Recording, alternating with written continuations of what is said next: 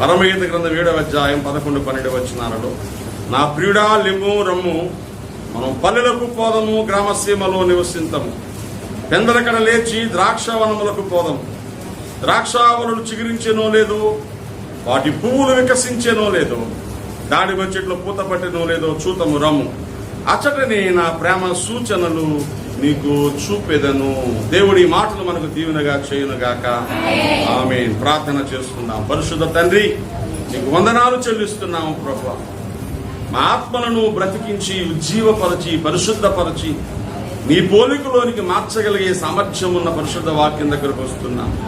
కనికరించి నాతో మాట్లాడండి తండ్రి, మాతో మాట్లాడండి. మీరు పలుకుచూ ఉండగా గ్రహించడానికి, లోపడ్డానికి, మమ్మల్ని మేము సరి చేసుకోవడానికి కృప చూపించండి. మీ దాసుని మీ సన్నిధి చాటున దాయమని యేసు నామమున ప్రార్థిస్తున్నాను తండ్రి.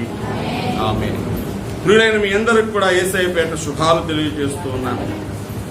ప్రియులారా, మనం చదువుకునే వాక్య భాగము మన ప్రభువును రక్షకుడైన యేసునాథుని పట్ల విశ్వాసి లేక సంఘము కలిగి ఉండాల్సిన అత్యంత ఆసక్తితో కూడినటువంటి హృదయ సిద్ధపాటును జ్ఞాపకం చేస్తా ఉంది. పరమగీత గ్రంథము యేసునాథునికి సంఘానికి మధ్య ఉన్న అనుబంధాన్ని గురించి, అలాగే యేసునాథుని యొక్క వర్ణన, పోలికలు, సంఘము ఎలా ఉంటే ఆయన ఇష్టపడతాడో ఆ ఆశలు వ్యక్తపరిచేటువంటి అద్భుతమైన కావ్య గ్రంథం. ఇందులో పలుమార్లు పలు సంగతులు మనం ధ్యానం చేశాం. ఇదిగో ఈ దినము సంఘము ప్రభువుతో చెప్పాల్సిన ఉన్నతమైన మాట మనం గుర్తు చేసుకుందాం. ఆ మాట ఏమిటంటే, సంఘము ప్రభువును పిలుస్తుంది, లేక షూలమితి కన్యక తన ప్రియుని పిలుస్తుంది. ఏమనో తెలుసా? నా ప్రియుడా, నాతో కూడా రా, మన ద్రాక్షావనాలకు పెందలకడ వెళ్ళిపోదాం. మనం అక్కడ ద్రాక్ష చెట్లు చిగురించాయో లేదో చూద్దాం, వాటి పువ్వులు వికసించాయో లేదో చూద్దాం, దానిమ్మ చెట్లు పూతపట్టాయో లేదో చూద్దాం అని చెబుతూ, నా ప్రేమ ఎంత గొప్పదో, ఎంత ఉన్నతమైనదో, నేను ఎంతగా నేను ప్రేమిస్తున్నానో దాని రుజువులు అక్కడ నేను నీకు చూపిస్తాను రమ్మని పిలుస్తుంది. దేవునికి స్తోత్రం కలుగును. ఈనాటి మన ధ్యానాంశం ఏమిటంటే, సంఘము ప్రభువు పట్ల కనపరచాల్సిన ప్రేమ. సంఘము ప్రభువు పట్ల కనపరచాల్సిన ప్రేమ. దేవుని బిడ్డలు దేవుని ప్రేమించువారు కావాలి. దైవలేఖనం చెప్పేటువంటి సత్యం ఏమిటంటే, ఒక ధర్మశాస్త్ర పండితుడు యేసుక్రీస్తు ప్రభువారిని ఒక ప్రశ్న అడిగాడు. అదేమిటో తెలుసా? బోధకుడా, ధర్మశాస్త్రం అంతట్లో ప్రధానమైన ఆజ్ఞ ఏది, ముఖ్యమైన ఆజ్ఞ ఏది అని అడగడం మనం మత్తయి సువార్త 22వ అధ్యాయంలో చూస్తాం. ఆ 22వ అధ్యాయం 36వ వచనంలో అతను అడిగిన ప్రశ్నకు 37వ వచనంలో ప్రభువారు చెప్పిన సమాధానం చూస్తే, అందుకు ఆయన, నీ పూర్ణ హృదయంతోనూ, నీ పూర్ణ ఆత్మతోనూ, నీ పూర్ణ మనస్సుతోనూ నీ దేవుడైన ప్రభువును ప్రేమించవలెను. The first and chief most responsibility and commandment in the law. ధర్మశాస్త్రములో విశ్వాసి పట్ల వ్యక్తపరచబడినటువంటి గొప్ప ఆజ్ఞ, అతను చేయాల్సిన, నిర్వర్తించాల్సిన బాధ్యత ఏమిటంటే, పూర్తిగా దేవుణ్ణి ప్రేమించు. మన భాషలో చెప్పుకుంటే ఎలాగా? వెలితి లేకుండా, కొరత లేకుండా సంపూర్ణంగా దేవుణ్ణి ప్రేమించు. దేవుణ్ణి ఆరాధించాలి, దేవుణ్ణి సేవించాలి, దేవుని దగ్గర ప్రార్థనలు చేసుకోవాలి, దేవుని మాటలు వినాలి. ఇలాంటి మాటలు ఎన్నో మనం విన్నాం. కానీ దేవుణ్ణి ప్రేమించండి అనే మాట కొంచెం కొత్తగా కనిపిస్తూ ఉంటుంది. ఎందుకు ప్రేమించాలి, ప్రేమిస్తే ఏం చేయాలి అనే మాటలు కనుక మనం ధ్యానం చేస్తే, యేసుక్రీస్తు ప్రభువారు లోకమును ఎంతో ప్రేమించారు అని రాయబడింది. దైవలేఖనంలో దేవుడు లోకమును ఎంతో ప్రేమించెను. తండ్రి అయిన దేవుడు లోకాన్ని ఎంతో ప్రేమించాడు. యోహాను 3:16లో ఈ మాట చెప్పబడింది. ప్రేమించి తన ఏకైక కుమారుడైన యేసుక్రీస్తు ప్రభువును ఈ లోకము కొరకు ప్రాణం పెట్టడానికి, ఈ లోకానికి బలి పశువుగా పంపించాడు. యేసు ప్రభువారు లోకాన్ని ఎంతో ప్రేమించి ఏం చేశారంటే, ఆయన తండ్రితో ఉండుట విడిచిపెట్టకూడని భాగ్యమని ఎంచుకోకుండా, దేవదూతల చేత సేవించబడేటువంటి, పొగడబడేటువంటి ఉత్తమమైన స్థానాన్ని వదిలేసి మన కోసం మనుషునిగా మానవ రూపాన్ని ధరించి, అందులోనూ దాసునిగా, అందులోనూ ఏమీ లేనివాడిగా, రిక్తునిగా చేసుకుని, తనకున్న దైవికమైన అధికారాలు ఏమీ వాడుకోకుండా మరణము పొందినంతగా, అనగా శిలువ మరణము పొందినంతగా తన్ను తాను తగ్గించుకున్నారు అని భక్త పౌలు ఫిలిప్పీ సంఘానికి రాస్తూ 2వ అధ్యాయము 6-7 వచనాల్లో చెప్తాడు. కనుక దేవుడు ప్రేమించి కుమారుని ఇచ్చాడు, కుమారుడు మనల్ని ప్రేమించి ప్రాణాన్ని ఇచ్చాడు.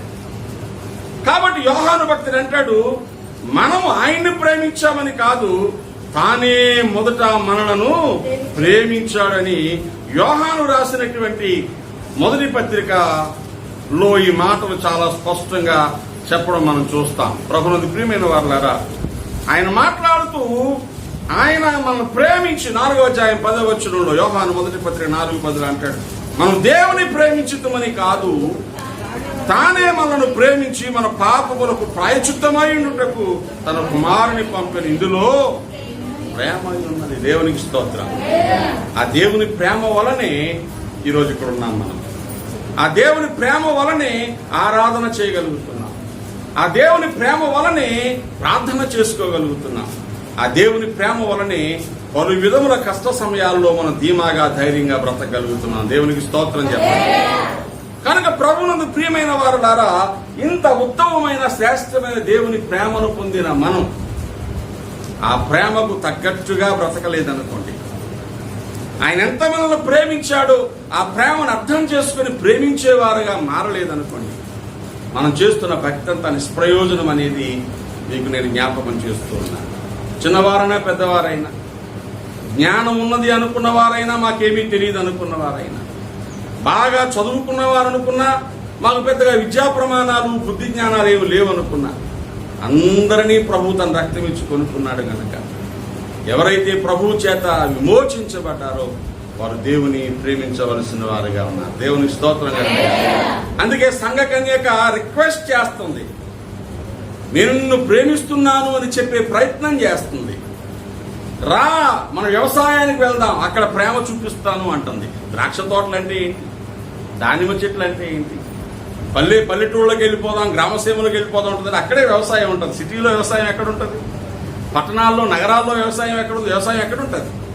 పల్లెటూళ్ళలో ఉంటుంది. గ్రామసీమలకు పోదాంరా అంటే వ్యవసాయం చేసే చోటుకు తీసుకెళ్తాను, వ్యవసాయ క్షేత్రాలకు తీసుకెళ్తాను, నిన్ను ప్రేమించి ఎంత చక్కగా సాగు చేస్తున్నానో చూపిస్తాను, దానిమ్మ చెట్లు ద్రాక్ష చెట్లు ఎలా పూసాయో కాసాయో చూపిస్తాను అంటుంది.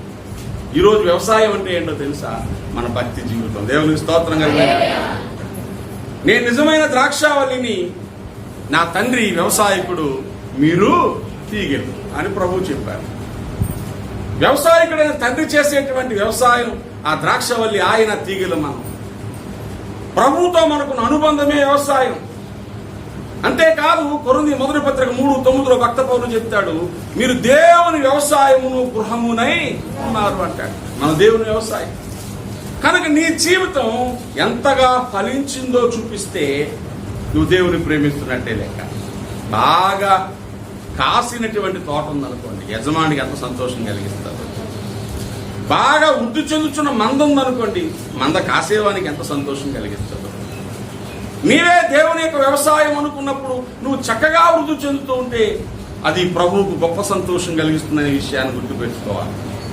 అది పిలిచి చెప్పాలి, రా నా ప్రియుడా, నువ్వు రా, నా భక్తి జీవితాన్ని చూడు, అది ఎంత బాగా వృద్ధి చెందిందో చూడు, ఎంత బాగా పూస్తుందో చూడు, ఎంత బాగా కాపు కాస్తుందో చూడని పిలవగలగాలి. దేవునికి స్తోత్రం కలగాలి. సరే, ఈ సమయంలో దీనికి సంబంధించి చెప్పుకోవడానికి చాలా సంగతులున్నా ఒక 3 విషయాలు నేను జ్ఞాపకం చేస్తాను.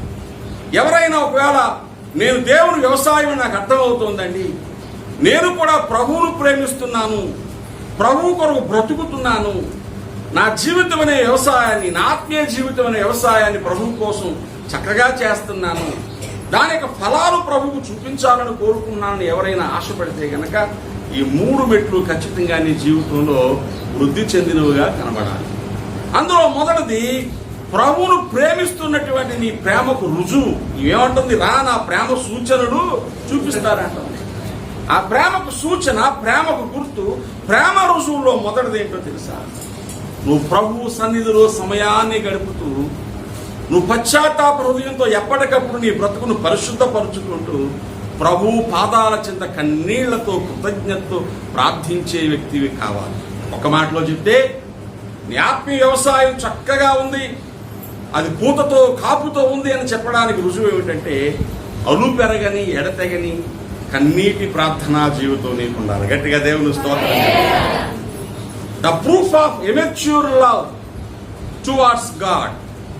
నిజమైన ఖచ్చితమైన ప్రేమ ప్రభు పట్ల ఉన్నది అని చెప్పడానికి రుజువు నీ జీవితంలో క్రమము తప్పని, అలుపెరగని, ఎడతెగని, పశ్చాత్తాపంతో కూడిన కన్నీటి ప్రార్థన ఉండాలి. ప్రార్థన అనగానే మరలా ఏమేం కావాలో అడుక్కోవడం అనుకున్నారు కనుక, బలహీనత కలిగిన స్థితిలో అవసరాలు ఉన్నప్పుడు తండ్రిని అడుగుతున్నాం, తప్పు కాదు. కానీ అసలు ప్రార్థన అంటే మళ్ళీ మనం శుద్ధి చేసుకుని ప్రభువులాగా మారడానికి ప్రభు సహాయం కోసం వేడుకునేటువంటి అత్యవసరమైన ప్రక్రియ. ప్రభువా, నా మాట మార్చు, నా చూపు మార్చు, నా అలవాట్లు మార్చు, నా బ్రతుకు మార్చుని ఎవరు ప్రార్థన చేసుకుంటూ ఉంటారో అది ప్రార్థన. కనుక ఈ సమయంలో గుర్తు చేసుకుందాం, ఈ విధమైన ప్రార్థనా జీవితం కావాలి. ఉదాహరణకు పశ్చాత్తాపంతో బ్రతుకును శుద్ధి చేసుకునేదే ప్రభువును ప్రేమించడానికి రుజువు అని లేఖనం చెప్తుంది. లూకాసు వార్త 7వ అధ్యాయంలో మీరు చూడగలిగితే, లూకాసు వార్త 7వ అధ్యాయంలో యేసుక్రీస్తు ప్రభువారు ఓ పరిసయ్యుని ఇంట భోజనానికి కూర్చున్నప్పుడు వెనక తట్టు ఒక స్త్రీ నిలవబడి ఆయన పాదాలు కన్నీళ్లతో తుడిచి, తల వెంట్రుకలతో తుడిచి, కన్నీళ్లతో కడిగి అత్తరు పూసు ముద్దు పెట్టుకున్న అనుభవాన్ని మనం చదువుకుంటాం. అక్కడ జరిగిన ఆ సంభాషణలో ఆ పరిసయ్యునితో ప్రభువు మాట్లాడాడు. ఆమె విషయమై పరిసయ్యుడు అభ్యంతర పడతా ఉంటే, ఇదిగో ప్రభువు చెప్పిన మాట 47వ వచనం నేరుగా చదువుకుందాం. ఆమె విస్తారముగా ప్రేమించను గనుక ఆమె విస్తార పాపములు, దేవునికి స్తోత్రం చెప్పాలి. ఇక్కడ మనం ఎరిగిన వాళ్ళముగా ఆమె ఏం చేసింది? ప్రభు ఆమె కోసం ఈ స్టేట్మెంట్ ఇస్తున్నారు, ఆమె విస్తారంగా ప్రేమించింది. ఏం చేసింది? విస్తారంగా ప్రేమించి లక్షల రూపాయలు ఖర్చు పెట్టి సభలో పెట్టిందా? విస్తారంగా ప్రేమించి ఏం చేసింది? ఇంకేమైనా బహిరంగంగా కనబడే పనులు చేసిందా అంటే కాదు. మొట్టమొదట చేయాల్సిన పని ఏమిటంటే, ఆమె ప్రభువును విస్తారంగా ప్రేమించి తన బ్రతుకులో చెడ్డతనాన్ని ఎరిగినదై పశ్చాత్తాపడుతూ కన్నీళ్లతో ప్రభు పాదాల చెంత తన బ్రతుకును మార్చమని, క్షమించమని కన్నీరు కార్చి ప్రార్థన చేసింది. అది ప్రభువుకు ఎలాగా స్వీకరించుకొని మనకు తెలియజేస్తున్నాడంటే, ఆమెను విస్తారంగా ప్రేమించింది అయ్యా. కాబట్టి ఏం జరిగింది? విస్తార పాపాలు క్షమించబడ్డాయి. ఇంకోలా చెప్తే, ఎవరు నిరంతరం వారి బ్రతుకులో ఉండేటువంటి పాపాన్ని శుద్ధి చేసుకోవడానికి ప్రయత్నం చేస్తారో వారు ప్రభువును విస్తారంగా ప్రేమించిన వారి కింద లెక్క. దేవునికి స్తోత్రం. బయటికి వెళ్ళి వస్తే చేతులు కడుక్కోండి, కాళ్ళు కడుక్కోండి. ఎవరైనా కొంచెం బలహీనంగా ఉన్న వాళ్ళ దగ్గరికి వెళ్ళి వస్తే వెంటనే స్నానం చేయండి, బట్టలు మార్చుకోండి, మాటి మాటికి మీ చేతులు శానిటైజర్తో కడగండి. అంతా ఎందుకు చెప్తున్నారు? దీని పేరేంటి? శుద్ధి. ఏంటండి? ఈ శుద్ధి చేయకపోతే ఏమొచ్చేస్తుంది? రోగం. ఈ రోగం నుంచి ఒకవేళ తప్పించుకోవచ్చు, కానీ అంతరంగ శుద్ధి లేకపోతే వచ్చే పాప రోగం నుంచి తప్పించుకోవడానికి అవకాశం లేదు. ఈ రోగాన్ని బాగు చేయడానికి ఆసుపత్రులు ఉన్నాయి, మందులు ఉంటాయి, డాక్టర్లు ఉంటారు. కానీ బ్రతుకును నిరంతరము నరకానికి తీసుకెళ్లే పాప రోగం నుంచి తప్పించడానికి వేరే మందు ఏమీ లేదు. యేసుక్రీస్తు ప్రభు సన్నిధిలో నువ్వు చేసుకునేటువంటి పశ్చాత్తాప ప్రార్థన తప్ప. అందుకే తప్పు జరిగింది, తెలియక పొరపాటు జరిగింది, నా కన్నులు జారాయి, నా నోరు జారింది, నా ప్రవర్తనలో అడుగులు తప్పాలని ఎవరు అనిపిస్తారో వారు ఉన్నపాటు ఏం చేయాలి? పశ్చాత్తాపంతో ప్రార్థన చేసుకోవాలి. అదే ప్రభువును నువ్వు ప్రేమిస్తున్నావు అని చెప్పడానికి రుజువు. ఎవరి పట్లైనా ఒకవేళ విరోధంగా భిన్నంగా ప్రవర్తించావని మనసు నీకు సాక్షి చెబితే ఉన్నపాటున వారి దగ్గర క్షమాపణ అడగాలి. నన్ను క్షమించు, తప్పు చేశాను అని చెప్పే ధైర్యం నీకు ఉండాలి.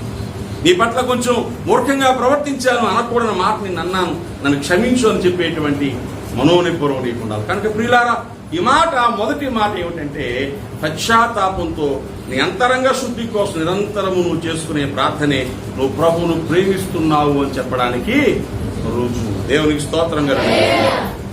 ఇక రెండవది ఏంటి? నేను శుద్ధి చేసుకున్న తర్వాత, ఏ పాత్ర అయినా శుద్ధి చేయబడిన తర్వాత ఏం చేయాలి? ఏ వస్తువైనా బాగా శుభ్రం చేసిన తర్వాత ఏం చేస్తాం? చెప్పండి ఒకసారి గట్టిగా. దాన్ని వాడుకుంటాం. దేవునికి స్తోత్రం కదా. కత్తి బాగా పదును పెట్టి ఏం చేస్తాం? గిన్నెలు బాగా శుభ్రం చేసుకుని ఏం చేస్తాం? వాడుకుంటాం. అనగా ఇప్పుడు శుభ్రము చేయబడిన పాత్ర వాడబడ్డానికి పనిచేయదు. బాండ శుద్ధి లేని కాకమేళ అన్నాడు వేమనగా. కుండ శుభ్రం లేకుండా ఎంత మంచి వంట వండుకుంటే మాత్రం ప్రయోజనం ఏంటి? అందులో వండిందంత విషమైపోద్ది. ఒకవేళ శుభ్రం చేయబడి పక్కన పెట్టేస్తే ప్రయోజనం ఏంటి? మరలా తీస్తూ అవడం తప్ప. కనుక యజమానుడు వాడుకొనుటకు ఎలా ఉండాలా? అర్హమైన పాత్రగా ఉండాలా. భక్త పౌలు తిమోతికి చెప్తూ రాసిన మాటలు, తను తాను పవిత్రపరుచుకొని పరిశుద్ధపరచబడి యజమానుడు వాడుకొనుటకు అర్హమైన పాత్రగా ఉండాలి, వాడబడాలి. అందుకే ప్రభువారు శిష్యులను పిలిచినప్పుడు నా వెంబడి రండి, నాతో రండి, నా బోధలు వినండి, నా మాటల చొప్పున చేయండి అని చెప్పిన ప్రభు చివరిలో చెప్పిన మాట ఏంటి తెలుసా? సిమోను, నన్ను ప్రేమిస్తున్నావా అని అడిగి యోహాను సువార్త 1వ అధ్యాయంలో, నన్ను ప్రేమిస్తే నువ్వేం చేయాలి తెలుసా?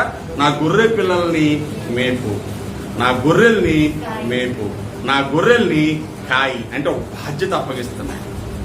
ప్రభువును ప్రేమిస్తే దేవుని యొక్క పని కొరకు నీకు చేతనైన బాధ్యతను స్వీకరించాలి. ఇది రెండవది. దేవునికి స్తోత్రంగానే కదా. అయ్యా, నేను దేవుని ప్రేమిస్తున్నానండి, నా జీవితాన్ని పరిశుద్ధంగా కాపాడుకున్నానండి, ఏ పొరపాటు లేకుండా నా బ్రతుకులో ప్రార్థనతో వాక్యంతో నన్ను క్రమపరుచుకున్నానండి అని చెప్తున్నావు, చాలా మంచిది. అయితే నువ్వు ప్రభువు కొరకు ఏం చేస్తున్నావు? నువ్వు చేసే పనుల్లో నీ కొరకు నువ్వు చాలా పనులే చేసుకున్నావు, చాలా సంతోషం. నీ జీవితం, నీ బ్రతుకు, నీ కుటుంబం, నువ్వు దేవుని పరిచర్య కొరకు, దేవుని సంఘము కొరకు, ఆత్మల రక్షణ కొరకు, వచ్చిన వారు ప్రభువు కోసం బ్రతకాలన్న దాని కొరకు నువ్వేం చేస్తున్నావు? గొర్రె పిల్లల లాంటి భక్తులు కొత్తగా ఉన్న వాళ్ళని నువ్వేమన్నా కాస్త మంచి మాటలు చెప్పి మేపగలుగుతున్నావా? అటు ఇటు పరిగెత్తకుండా కంచెల్లోనికి, క్రూరముల దగ్గరికి, ఆ బలహీనమైన జీవులు పరిగెత్తకుండా కాస్త చేతులు చాపి అటు వెళ్ళొద్దు, అలా చేయొద్దు, అలా ఉండొద్దని మాటలు చెప్తూ వాటిని కాయగలుగుతున్నావా? నీ తోటి గొర్రెలుగా ఉన్నవారు కొన్నిసార్లు సరైన ఆహారం లేక, సరైన అవగాహన లేక భక్తులు ఎదగకపోతా ఉంటే కాస్త భక్తిగా ఉన్న నువ్వు వారి భక్తి పెరగడానికి ఏమన్నా చేయగలుగుతున్నావా? లేదు కదా. బాధ్యతారాహిత్యమైనటువంటి దేవుని వెంబడించే తత్వం ఉంది చూసారా, అది ఆయన ప్రేమించినట్టు కాదు. నీకోసం ప్రాణం పెట్టేస్తాను ప్రభు అన్నటువంటి సీమోను ఏం చేశాడో తెలుసా?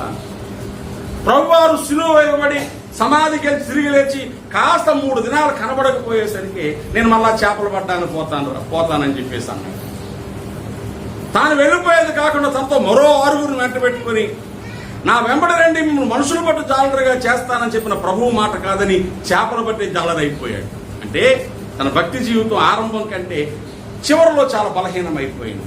భక్తి ఎలా ఉండాలి? కార్యారంభం కంటే కార్యాంతం బలమైందిగా, మేలుగా ఉండాలి.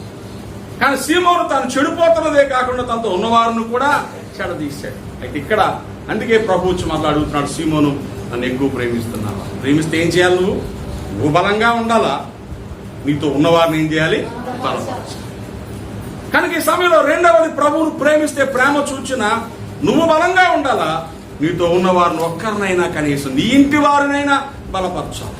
రండి ప్రార్థన చేసుకుందాం, రండి దేవుని మాటలు విందాం, రండి దేవుని సన్నిధిలో సాగిపోదాం, ప్రభువు కోసం మన బ్రతుకును సిద్ధపరచుకుందామని ప్రభు కొరకు బ్రతుకును క్రమపరుచుకునే అలవాటు, ఓ బాధ్యత కలిగి దేవునికి స్తోత్రం చెప్పాలి. ఇంట్లో బాధ్యత ఉన్న వాళ్ళకి, బాధ్యత లేని వాళ్ళకి డిఫరెన్స్ మీ అందరికీ బాగానే తెలుసు. ఇంట్లో ఉన్న వస్తువులు చెల్లాచెదరిగా బయట అక్కడక్కడ పడిపోయి ఉన్నాయి అనుకోండి, పిల్లలు వాటిని చూస్తూనే ఉంటారు, కాలుతో తంతూనే ఉంటారు, తిరుగుతూనే ఉంటారు. అదే ఇంట్లో కాస్త పెద్దవాళ్ళు ఏం చేస్తారు? ఈ చిన్నవాళ్ళని ఒక చిన్న మందలింపు చేసి వస్తువులు అలా పాడవుతా ఉంటే అలా వదిలేస్తారు, ఏంటంటే తీసి ఒక ప్రక్క పెడతారు. వీళ్ళే ఉంటారు, మన ఇంట్లోనే ఉన్నాయి కదా, ఇక్కడే ఉన్నాయి కదా, ఇక్కడే ఉన్నాయి. కానీ అవి పాడైతే ఆ వస్తువు మరలా కొనుక్కోవాలంటే ఎంత సంపాదించాలో, ఎంత కష్టపడాలో ఎవరో తెలుస్తుంది? బాధ్యత గలవాడు. మరి బాధ్యత లేనివాడు పని ఏంటి? బాధ్యత లేనివాడు ఫ్యాన్ వేసి వదిలేస్తారు, లైట్ వేసి వదిలేస్తారు. ఎందుకంటే ఆ ఫ్యాన్ గాలి లైటే అనుకుంటున్నారు తప్ప నెలాఖరు వచ్చే బిల్లు సంగతి వాళ్ళకి తెలియదు. ఓ నెల బిల్లు అలా కట్టమంటే బాధ్యత వచ్చేస్తుంది. బాధ్యత ఉన్నాడు ఏం చేస్తాడు? మనసులో నొచ్చుకుంటూనే ఎవరో లేకుండా ఫ్యాన్ తిరుగుతుంటే పోయి ఫ్యాన్ ఆపుతా ఉంటాడు. బాధ్యత అనే మాట ఏంటో తెలుసా? భరించడం. ఈరోజు ప్రభువును ప్రేమిస్తే నువ్వు దేవుని పని కొరకు కొంత భారాన్ని మోయాలి. ఎవరు చెప్పరు దాన్ని. మరియమ్మకు బాధ్యత ఉంది. కానాపల్లిలో ద్రాక్షరసం అయిపోగానే మనకెందుకు వచ్చింది గొడవ, చేతులు దులుపుకొని పోలేదు. ఏం చేసింది? ప్రభు నీళ్లు ద్రాక్షరసంగా మార్చడానికి అవసరమైన ప్రతి పని ఆవిడే చేసింది. కనుక ప్రభువును ప్రేమిస్తే నువ్వు బాధ్యత మోయాలి. ఇది ప్రేమకు రెండవ సూచన. ఇక మూడవది, నువ్వు ప్రభువును ప్రేమిస్తే అల్టిమేట్ స్టెప్, ఉన్నతమైన మూడవ మెట్టు ఏంటో తెలుసా? పరిపూర్ణమైన సమర్పణ కావాలి. దేవునికి స్తోత్రం కలండి. దీనికి అబ్రహాము ఉదాహరణ. ఆదికాండం 22వ అధ్యాయంలో దేవుడు అబ్రహామును పిలిచి అన్నాడు, అబ్రహాం, నీకొక్కగానొక్కడైనా నీవు ప్రేమించుచున్న ఇస్సాకును నాకు బలివు. దేవునికి స్తోత్రం కలండి. అంటే అర్థం ఏంటి? నువ్వు నన్ను ప్రేమించాలి. నాకంటే ఎవరిని ఎక్కువ ప్రేమిస్తున్నావు? నీ కొడుకుని ప్రేమిస్తున్నావు. నీ కొడుకుని నాకు ఇవ్వమంటే అర్థం ఏంటి తెలుసా? నీ కొడుకు కంటే నీవు నన్ను ఎక్కువ ప్రేమించు. ఈరోజు దేవునికి అర్పించే విషయంలో నీ సమయం, నీ ధనం, నీ బలం, నీ జ్ఞానం, నీ ప్రయారిటీస్, ప్రాధాన్యతలు, వీటన్నిటిలో దేవునికి మొదటి స్థానం ఇవ్వగలగాలి. దేవునికి స్తోత్రం కలగాలి. దేవునికి ప్రథమ స్థానం ఇచ్చే గుణం ఎక్కడైతే నీ జీవితంలో ఉంటుందో, శ్రేష్టమైన దేవునికి ఇచ్చే గుణం. కయ్యను హేబెలులాగా పొలం పంటలో కొంత ఇచ్చిన కయ్యను కంటే మందలో పుట్టిన తొలుచూలు వాటిలో క్రువిన వాటిని ఇచ్చినటువంటి హేబెలులాగా దేవునికి శ్రేష్టమైనది ఇవ్వాలి. దేవునికి ప్రథమ స్థానం ఇవ్వాలి. దేవునికి నీవు దేనిని ఎక్కువ ప్రేమిస్తున్నావో దానికంటే ఎక్కువ దేవుని ప్రేమించే స్థానాన్ని ఇవ్వాలి. నీకున్న మంచి వాటిలో దేవునికి అర్పించే గుణం నీకు రావాలి. ఒక్క మాటలో చెప్పనివ్వండి, ఇది పూర్తిగా ఎక్స్ప్లెయిన్ చేసే సమయం కాదు, కానీ నీ సమర్పణ శ్రేష్టమైనదిగా ఉండాలి. దేవునికి స్తోత్రం కలగాలి. నీ సమర్పణ విలువైనదిగా ఉండాలి. నీ సమర్పణ బలమైనదిగా ఉండాలి. ఆ స్థితి నీవు కలిగిన రోజున నువ్వు దేవుని ప్రేమిస్తున్నావు అనే రుజువు కనిపిస్తావు. నువ్వు దేవునికి భయపడుతున్నావు అని రుజువు కనబడతావు. ఇప్పుడు దేవుని ప్రేమించే వారికి ఏమవుతుంది? ఒక మాట చెప్పేసి ముగిస్తాను. దేవుని పట్ల ప్రేమ కలిగిన వారికి, ప్రేమ సూచనలు గల వారికి ఎన్ని రకాల గుర్తులు చెప్పుకున్నాం. నెంబర్ 1, పరిశుద్ధ జీవితాన్ని కోరుకొని పశ్చాత్తాపంతో నిరంతరం ప్రార్థించే వారము కావాలి. రెండవది, దేవుని సంఘము విషయమై బాధ్యత కలిగి తోటి వారి క్షేమం కోసం పనిచేసేవారం కావాలి. మూడవది, ఖచ్చితమైన శ్రేష్టమైన సమర్పణ కలిగి ప్రభువును సేవించే వారము కావాలి. ఈ 3 ప్రభువును ప్రేమిస్తున్నామని చెప్పడానికి ప్రేమ సూచనలు. ఇప్పుడు ప్రభువును ప్రేమిస్తే మనం ఎరుగుదము. రోమాపత్రిక 8వ అధ్యాయం 28వ వచనంలో ఎంత అద్భుతమైన మాటలు రాయబడ్డాయో దయచేసి చదవండి. దేవుని ప్రేమించు వారికి సమస్తమును సమకూడి మేలుగా జరుగుచున్నవని ఎరుగుదుము. దేవుని ప్రేమించే వారికి అనగా ఆయన సంకల్పం చొప్పున పిలువబడిన వారికి మేలు కలుగుటకై సమస్తమును సమకూడి జరుగుచున్నవని ఎరుగుదు. ఎవరైతే దేవుణ్ణి ప్రేమిస్తున్నారో వారికి అన్ని మేలుగా జరుగుతాయి. నువ్వు దేవుని ప్రేమించకుండా నాకు అన్ని మేలుగా జరగాలి, అన్ని క్షేమకరంగా జరగాలి అనేటువంటి ఆలోచన ఎవరైనా కలిగి ఉంటే మీరు మర్చిపోకండి, అది సాధ్యము కాని పని. ఎందుకంటే దేవుని ప్రేమించు వారికి సమస్తము సమకూడి జరుగుతాయి. ఎందుకో తెలుసా? ఎఫెసీ పత్రిక 6వ అధ్యాయం 24వ వచనంలో రాయబడింది, మన ప్రభు అయిన యేసుక్రీస్తును శాశ్వతమైన ప్రేమతో ప్రేమించు వారికి అందరికీ కృప కలుగుతుంది అని రాయబడింది. సమస్తము ఏది నీకు వ్యతిరేకంగా ఉన్నా, కీడు కలిగేదిగా ఉన్నా, అది నీకు మేలుగా ఎందుకు మారిపోద్దంటే, ఒకరి ప్రవర్తన యెహోవాకు ఇష్టమైనప్పుడు ఆయన వారి శత్రువులు కూడా ఏం చేస్తాడు? మిత్రులుగా మార్చేస్తాడు. దాని పేరు కృప. నువ్వు దేవుని ప్రేమించడమే నీ ప్రాజెక్ట్ గా పెట్టుకున్నప్పుడు నీ శత్రువులు మిత్రులు అయిపోతా ఉంటారు, వ్యతిరేకతలు అనుకూలం అయిపోతా ఉంటాయి. అయ్యో పాడైపోయే పరిస్థితులు వచ్చాయనుకున్నాయి కూడా నువ్వు బాగుపడే పరిస్థితులుగా మారిపోతా ఉంటాయి. ఎందుకంటే కృప కలుగుతుంది. ఒకవేళ ప్రేమించకుండా ప్రేమిస్తున్నట్టు నటిస్తూ అసలు ప్రేమించడమే లేకుండా సాగిపోతే జరిగే కార్యక్రమం ఏంటో తెలుసా? కొరింథీ మొదటి పత్రిక 16వ అధ్యాయంలో 22వ వచనంలో భక్త పౌలు చెప్పిన ఆజ్ఞాపూర్వకమైన మాట చూడండి. కొరింథీ మొదటి పత్రిక 16వ అధ్యాయం 22వ వచనం, ఎవడైనను ప్రభువును ప్రేమింపకుంటే, నిరంతర మాట చెప్పాలి, ఎవడైనను ప్రభువును ప్రేమింపకుంటే వాడు శపింపబడును గాక ప్రభు వచ్చుచున్నాడు. అంటే అర్థం ఏంటి? ప్రభువును ప్రేమించలేదు అంటే, అనగా పరిశుద్ధ జీవితాన్ని కోరుకోవట్లేదు అంటే, అనగా బాధ్యత లేకుండా బ్రతికేస్తున్నావు అంటే, అనగా సమర్పణ జీవితంలో కోల్పోతున్నావు అంటే, నువ్వు డోర్లన్నీ తెరిచి శాపాన్ని ఆహ్వానిస్తున్నావు అని అర్థం. ఇవి నా మాటలక. కనుక సంఘము ప్రభువా నువ్వు రా, నా ప్రేమ సూచనలు నీకు చూపిస్తానని పిలుస్తుంది. ఈ దినపు ఆరాధన సమయంలో నువ్వు కూడా చెప్పాలి, ప్రభువా నువ్వు రా నాయన, నేను ఎంత ప్రేమిస్తున్నానో చూపిస్తాను. లేదా ప్రభువా, నా ప్రేమ నీ పట్ల ఇంకొంచెం బలహీనంగా ఉంది, ఇంకొంచెం తక్కువగా ఉంది. నేను ప్రేమించడం నేర్చుకుంటాను ప్రభువా. నేను ప్రేమించడం అలవాటు చేసుకుంటాను ప్రభువా. లేదా నేను ప్రేమించడానికి శక్తి నాకు దయచేయి ప్రభువా. ఆయన ఇట్టి ఆత్మను మనకి ఇచ్చాడు. పిరికితనం గల ఆత్మను దేవుడు మనకి శక్తియు ప్రేమయు ఇంద్రియ నిగ్రహం గల ఆత్మనిచ్చాడు. ఆయన ఇచ్చిందే ప్రేమించే ఆత్మనిచ్చాడు. ఇచ్చిన ఆత్మ నిర్లక్ష్యం చేస్తే కలిగేటువంటి నష్టం ఎంతో చూసాం.